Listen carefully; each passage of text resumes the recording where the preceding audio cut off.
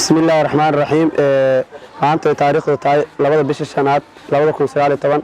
waxaan aad iyo aad ugu faraxsanahay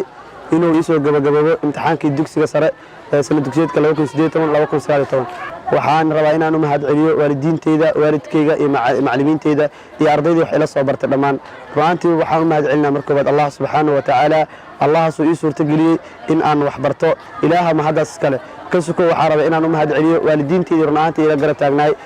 safarkii dheeraa ee ku soo bilaab waxbarashada safarkaas oo ka soo bilaab fasalka koobaad ilaa fasalka 12aad ee dugsiga sare ilaahay ma hada iskale khaasatan waxa ma hada iskale waalidiinteedii oo igu soo garab taagnaa waxaan kala rabaa in aan u mahad celiyo macallimiinteedii ay ruuxooda ahay macallimiinteedii soo garab taagnaa in ayagana wax barto sidoo kale kaliis qofku wax ma baran karo ilaa uu ka helo 3 shardi in uu helo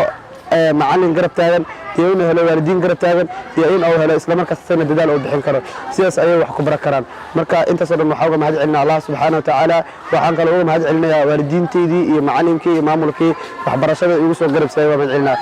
dhamaantii waxaan ku soo gabagabay aan rabaa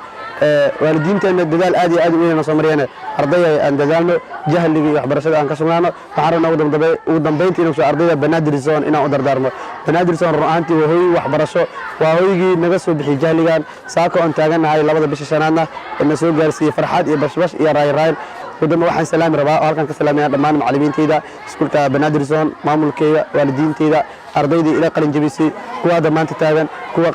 qalin bedela doona dhammaantiin waa idin salaamayaa waxaana in kaga tagay salaamka salaamu alaykum waraxmatullaahi ta'ala wa barakaatuh